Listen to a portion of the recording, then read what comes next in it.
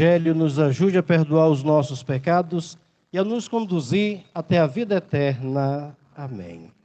Estimado Padre Pio, pároco desta paróquia, diácono Aleph, que também acompanha.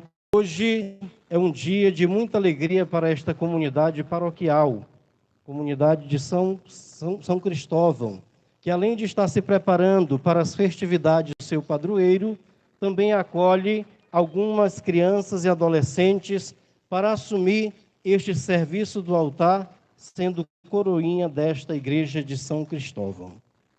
E a liturgia de hoje nos faz um convite para refletirmos sobre a dimensão vocacional que somos chamados a assumir em nossas vidas. E falando em vocacional, conversava com coroinha ali atrás, tem o nome de Cristóvão, que nasceu no dia de São Cristóvão, que disse que o sonho dele é de ser padre. Viu, Padre Pio? Fiquei muito feliz em ouvir isso. E esta liturgia de hoje nos faz este convite para refletirmos sobre a dimensão vocacional das nossas vidas. A vocação, ela tem 3 dimensões. A primeira delas, a vocação à vida. Somos chamados por Deus a viver aqui neste mundo. A segunda dimensão é a vocação cristã, onde todos nós temos, após recebermos o batismo, a responsabilidade de caminhar seguindo Cristo nas nossas vidas, com palavras e atitudes. E depois vem a dimensão específica da vocação de cada uma para ser exercida no nosso dia a dia. Esta liturgia de hoje nos chama a refletir sobre a vocação, o chamado que Deus fez aos profetas, o chamado que Deus fez aos discípulos e que é feito a cada um de nós, batizados e batizadas, a nos tornarmos discípulos e missionários de nosso Senhor Jesus Cristo. Esta liturgia quer despertar em nós o ardor missionário a partir do encontro com Jesus na Palavra de Deus e o encontro com Jesus na Eucaristia, que alimenta a nossa caminhada rumo à missão.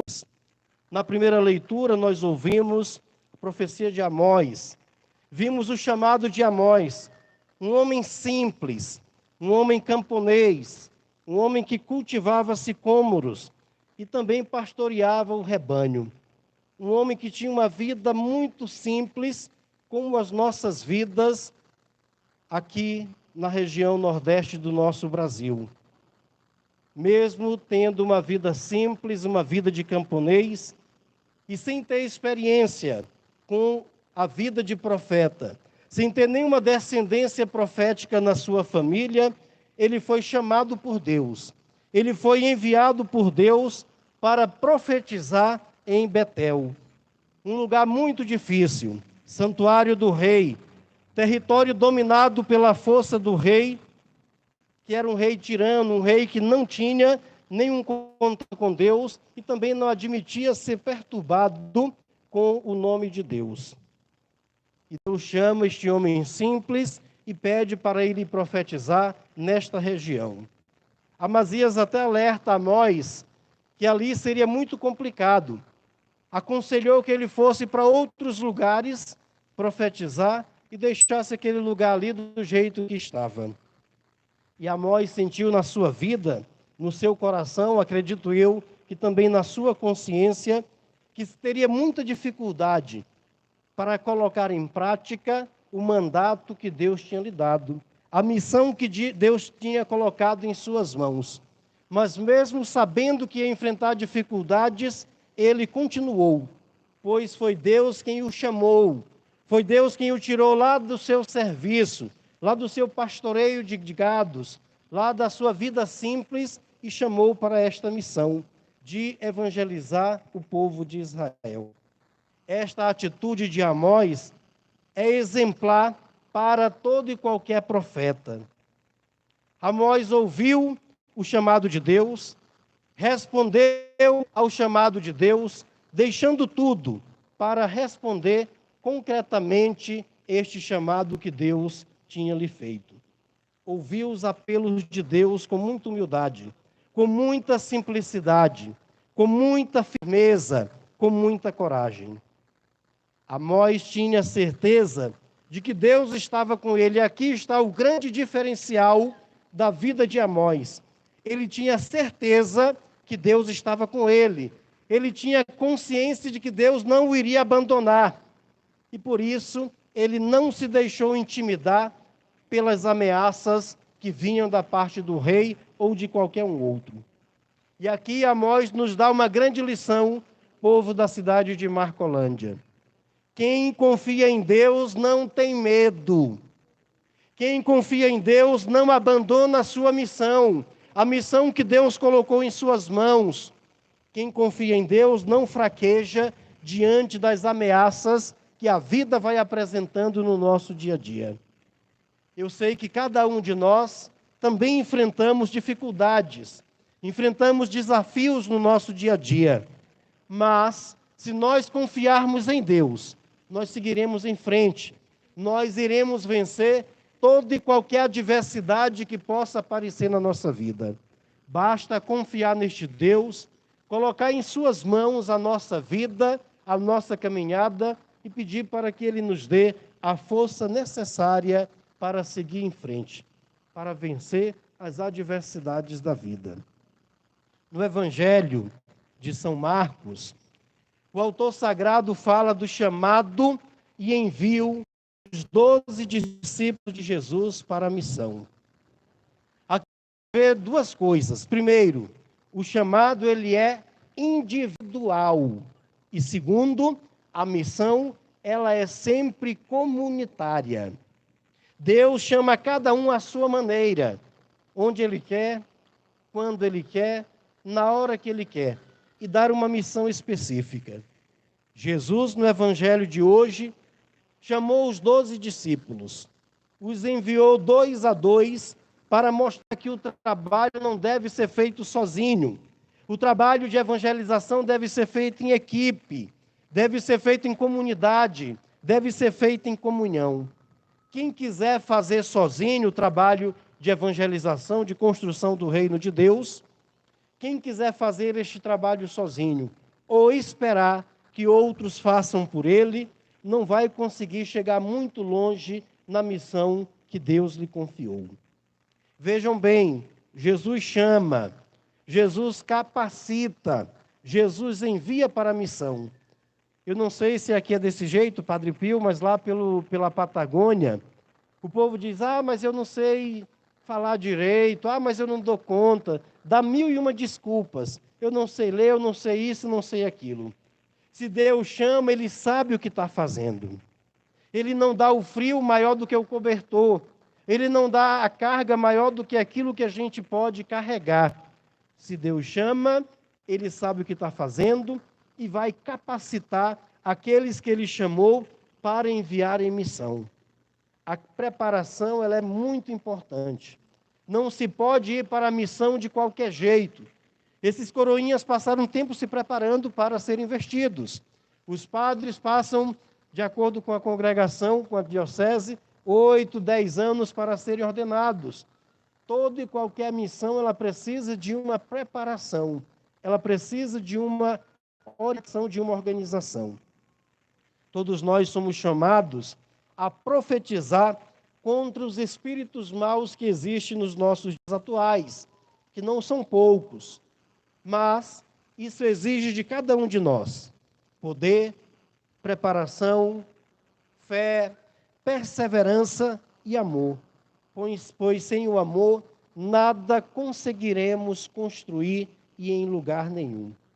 O profeta, o discípulo, ele precisa ser também, diz Jesus no Evangelho, se lança inteiramente nos braços de Deus. Um homem que caminha com Deus na sua vida todos os dias. E Jesus pede que não se leve nada pelo caminho quando estiver em missão, além daquilo que seja essencial para a missão. No Evangelho ele fala sandália nos pés, cajado nas mãos, símbolo da missão. Cajado é símbolo do poder, é também um instrumento de defesa, é sinal da autoridade dada por Deus. Eu não sei se vocês já observaram direitinho, mas o Papa tem um cajado na mão, Os nossos bispos têm um cajado na mão, representando ali o poder que foi dado por Deus para conduzir um rebanho.